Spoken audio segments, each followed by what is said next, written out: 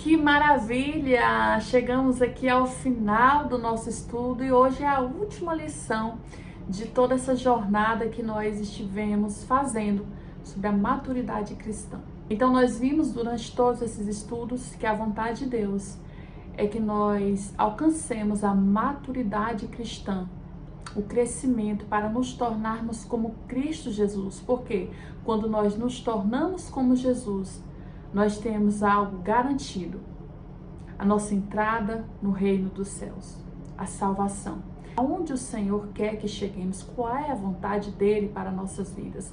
E eu te convido a abrir a sua Bíblia em 2 Pedro, no capítulo 1. Nós leremos a partir do verso 3 e diz assim: o poder de Deus nos tem dado tudo o que precisamos para viver uma vida que agrada a Ele, por meio do conhecimento que temos daquele que nos chamou para tomar parte na sua glória e bondade, ou seja, o conhecimento que temos sobre Jesus, né?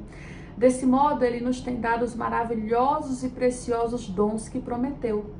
Ele fez isso para que, por meio desses dons, nós escapássemos da imoralidade que os maus desejos trouxeram a este mundo e pudéssemos tomar parte na sua natureza divina. Por isso mesmo, façam todo o possível para juntar a bondade à fé que vocês têm. A bondade, juntem o conhecimento, e ao conhecimento, o domínio próprio. Ao domínio próprio, juntem a perseverança, e à perseverança, a devoção a Deus. A devoção, juntem a amizade cristã, e a amizade cristã, juntem o amor, pois são essas as qualidades que vocês precisam ter. Se vocês as tiverem e fizerem com que elas aumentem, serão cada vez mais ativos e produzirão muita coisa boa, como resultado do conhecimento que vocês têm do nosso Senhor Jesus Cristo. Mas quem não tem essas coisas é como um cego, ou como alguém que enxerga pouco e esqueceu que foi purificado dos seus pecados passados. Isso descreve a maturidade cristã. Os dons, os frutos do Espírito Santo que nós vamos passando a ter conforme a gente vai crescendo e conhecendo as Escrituras e vamos nos tornando mais parecidos com Cristo. Essa é a vontade de Deus, que nós nos tornemos como Cristo, nós sejamos seus imitadores. Não devemos ser egoístas, querendo ser melhores uns que os outros ou guardando conhecimento para nós, mas desejando que todos nós cheguemos à unidade da fé, orando uns pelos outros para que venhamos crescer no conhecimento da palavra de Deus e conseguir praticar essa verdade. Jesus ele deixou claro que para alcançar essa maturidade cristã é preciso conhecer as verdades contidas na sua palavra e viver esta verdade. Vamos abrir no livro de João, no capítulo 15, o verso 4 e 5, diz assim: abra sua Bíblia, acompanhe comigo. Permanecei em mim, e eu permanecerei em vós. Como a vara de si mesmo não pode dar fruto, se não permanecer na videira, assim também vós, se não permanecerdes em mim. Eu sou a videira, vós sois as varas. Quem permanece em mim e eu nele, esse dá muito fruto, porque sem mim nada podeis fazer. Nós não conseguimos dar fruto sozinhos, porque somos apenas um galho da árvore. A árvore, a nossa raiz é Cristo. Como um galho cortado da árvore vai poder dar fruto, se ele não está mais na árvore? Então, como vamos conseguir maturidade cristã? Como vamos conseguir dar os frutos do Espírito Santo se não estivermos ligados com Cristo, vivendo a sua palavra? É impossível. Então, não tente fazer isso sozinho. Nós precisamos uns dos outros, precisamos nos ajudar nesse crescimento, precisamos ter um coração ensinável por Cristo. E nós temos alguns passos para, de uma maneira bem prática, concluirmos esse estudo, os passos a serem seguidos para alcançarmos essa maturidade cristã. Então não é uma fórmula mágica, é preciso perseverança, esforço, exercício da nossa parte. O primeiro passo é integrar-se a uma igreja. A igreja ela é tão importante que Cristo a criou, amou e morreu por ela. É isso que vemos na sua palavra. Nós vimos lá nos estudos anteriores como Cristo sendo o fundador da igreja, e ele morreu para salvar a sua igreja. Então é importante que nós estejamos fazendo parte de uma igreja, que a gente participe dos trabalhos, que a gente se integre naquilo que está acontecendo na nossa igreja, pois é na igreja que nós temos a oportunidade de praticar, desenvolver os nossos dons, de participar do ministério de Cristo. O segundo passo é nós estabelecermos um tempo de comunhão com Deus. Nesse tempo de comunhão com Deus, nós ouviremos Ele falar através da sua palavra e falaremos com Ele através da oração, do louvor. Como isso é necessário? O conhecimento da palavra de Deus, ele está intimamente ligado ao crescimento espiritual. Quanto maior conhecimento, maior o crescimento. Pouco conhecimento, pouco crescimento. Então, neste momento com Deus, nós tiramos para estudar a sua palavra. Por isso eu não consigo fazer esse momento em qualquer lugar. Eu preciso reservar um local onde eu não vou ser interrompido, um local calmo, num horário em que eu consiga estabelecer esse tempo de reflexão e estudo da palavra de Deus. Assim também como eu vou falar com Deus através da oração. Todos os grandes homens de Deus que nós vemos na Bíblia, a começar por Jesus Cristo, tiveram uma vida de oração. Então, neste momento de devocional, de comunhão com Deus, eu preciso ler a palavra e ter um momento de oração. É fundamental para a maturidade cristã nós termos uma vida de oração. Oração de louvor, oração de gratidão, oração de confissão e arrependimento de pecado. Oração onde nós abrimos o nosso coração para o Senhor e falamos aquilo que tem nos alegrado, que tem nos entristecido. Devemos levar tudo em oração. Um outro ponto para conseguir a maturidade cristã, uma vida disposta a obedecer a Cristo, custe o que custar. A igreja hoje está precisando urgentemente de discípulos que estejam dispostos a obedecer, dispostos a deixar o Senhor Jesus ser o Senhor das suas vidas. Por isso, um dos passos para a maturidade cristã é nós termos um coração disposto a obedecer, a pegar a nossa cruz, ou seja, matar a nossa carne e seguir a Cristo. E um dos instrumentos que a Bíblia nos ensina de nós conseguirmos matar a nossa carne é o jejum. O jejum, ele nos ensina a ter um coração obediente, porque deixamos de fazer o que queríamos para mostrar a Deus a nossa disposição em obedecê-lo. Uma outra forma da maturidade cristã é nós resistirmos à tentação. Nós temos 3 formas de tentação: a tentação vinda pela carne, pelo mundo e através do diabo.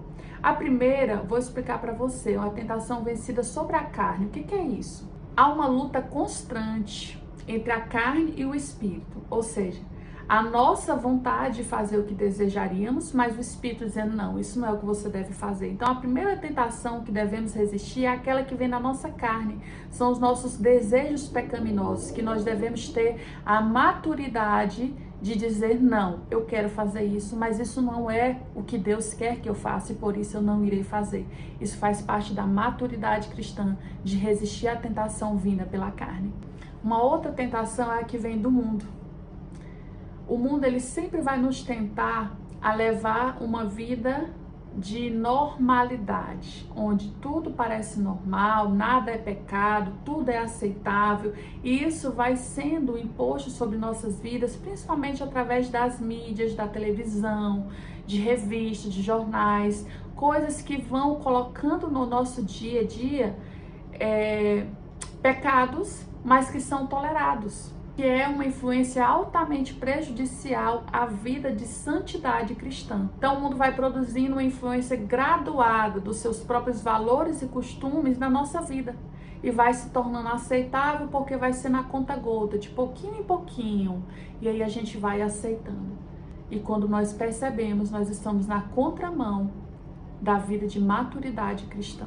A vida que agrada a Deus. Uma outra tentação é aquela que vem diretamente do nosso inimigo. A Bíblia diz assim, em Tiago 4:7, resisti ao diabo e ele fugirá de vós. O inimigo, ele vai querer gerar situações de confusão, ele é homicida, ele é mentiroso, então ele sempre vai querer gerar situações que nos façam pecar. Ou seja, não é desejo da minha carne brigar, por exemplo, com o meu irmão, mas o inimigo vai trazer uma tentação de uma situação que me leve a pecar brigando com o meu irmão. Então nós temos que estar alertas para esses 3 tipos de tentações: as que vêm pela nossa própria carne, as que estão no mundo e o mundo quer impor sobre a nossa vida, e a tentação que vem por Satanás, onde ele cria situações que vão me levar a pecar. Um outro passo da maturidade cristã é uma vida de pureza e testemunho. O discípulo, ele se torna cauteloso com a forma de vestir, com a forma de falar, porque ele quer testemunhar Cristo. Então ele não quer causar escândalos, ele não tem a necessidade de expor a sua beleza, de estar sempre querendo estar em evidência. Não, a preocupação dele é que Cristo esteja em evidência na sua própria vida. É que Cristo seja identificado nele pelas pessoas que estão ao redor. Então nós diminuímos para que Cristo cresça, e aí a gente consegue ter uma vida de pureza e santidade. Um outro ponto que nos mostra a maturidade cristã é aprender a perdoar e amar. Eu quero que você leia comigo um versículo que está em João 13:35 e diz assim: "Isto conhecerão todos que sois meus discípulos, se tiverdes amor aos outros." O amor e o perdão andam juntos na vida cristã. Então, como que eu vou identificar que alguém é discípulo de Cristo se essa pessoa não perdoa? Se essa pessoa não ama? Se essa pessoa não ama, não perdoa, não tem como ser identificada como discípulo de Cristo. Isso é o próprio Jesus que fala. Um outro passo da maturidade cristã é viver pela fé. A Bíblia nos exorta a não ter ansiedade por coisa alguma, mas a crer, a confiar, a descansar no Senhor. Mas muitas vezes a preocupação com as nossas necessidades, com os bens materiais, nos fazem viver uma vida de pura ansiedade, nos preocupando com o dia de amanhã, enquanto Deus quer cuidar do nosso amanhã. Ele quer prover tudo que nós precisamos, mas Ele espera que nós venhamos descansar e confiar nele. Então é necessário, e essa fé faz parte da maturidade cristã. Para me conseguir ter essa fé, eu preciso caminhar com Cristo, eu preciso ter cada vez mais intimidade com Ele, para que a minha fé vá crescendo, para que eu vá confiando cada vez mais nele. E por último, sabe o que faz parte da maturidade cristã? Aguardar a volta de Cristo e desejar a sua volta. Quantos cristãos têm temor quando se fala no final dos tempos, porque Jesus está voltando? Como eu vou temer se é para isso que eu tenho vivido? Então, como eu vou temer esse dia? Por que eu tenho temido esse dia? Então, se esse dia tem me gerado temor, eu tenho que pedir ao Senhor que Ele me dê essa certeza de salvação, que me ajude a passar por uma transformação verdadeira a ponto de eu anseiar pela sua volta e não de desejar que Ele tarde um pouco mais porque eu ainda não me sinto preparado, porque eu não tenho certeza se eu vou para o céu. Quando nós mantemos viva essa chama acesa da esperança da salvação, a nossa vida ela se desprende das coisas materiais, porque a gente começa a entender que nós não viveremos nessa terra para sempre, que o nosso foco aqui é ter uma vida segundo a vontade de Deus. E por quê? Porque todos nós prestaremos conta da nossa vida com o Pai. Então, quando eu passo a entender nisso e viver segundo essa perspectiva, fica mais fácil eu pensar nas coisas do alto e me desprender das coisas deste mundo. Mas muitas das vezes nós estamos vivendo como se aqui fosse a nossa morada eterna, e não é. Nós estamos aqui de passagem, aqui é uma viagem. Um dia nós teremos que sair dessa viagem, só que a viagem vai acabar. Mas para onde eu irei? Essa deve ser a minha preocupação. Para onde eu irei? Porém, quando eu tenho certeza da vida que eu tenho dedicado, da disposição do meu coração em servir a Deus, isso deixa de ser uma preocupação para ser uma fonte de alegria pela certeza da salvação. Durante todos esses estudos, nós estivemos vendo o que é necessário fazermos para alcançarmos a maturidade cristã e garantir a nossa salvação. Quero orar com você nesse momento e eu gostaria que você fechasse os seus olhos e que você orasse junto comigo. Senhor, eu quero te agradecer, porque nós chegamos até aqui, por todos os estudos que estivemos vendo, Senhor. Nós entendemos que a tua vontade é que a gente alcance a maturidade cristã para sermos parecidos com o teu Filho. Nos ajude, Senhor. Que o teu Espírito, Pai, nos guie. Nos dê um coração ensinável, um coração quebrantado, disposto a obedecer, disposto a reconhecer as nossas falhas e a mudar. Ô Senhor, nos ajude. Nós somos falhos, nós somos pecadores, mas o teu Filho, o teu Santo Filho, se sacrificou naquela cruz para nos salvar. E hoje, Deus, somos aceitos pela tua graça, pela tua misericórdia.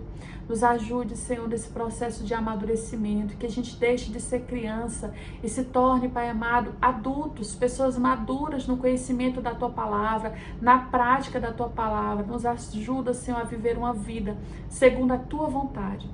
Eu peço, Senhor, que tu alcance cada um que está, Senhor amado, assistindo esta lição, que esteve se dedicando, Pai amado, ao conhecimento da tua palavra. Ajuda, Senhor, dê força, fortalece-nos, Senhor, porque a tua palavra nos garante que quando nós buscamos, nós te achamos. Muito obrigada, Deus, que o Senhor continue conosco, nos ajudando nessa caminhada, como o Senhor nos prometeu. Jesus está conosco até o fim. Nos ajude a resistir a Satanás, a vencer as ciladas do inimigo pela força do teu Espírito Santo. Em nome de Jesus. Amém.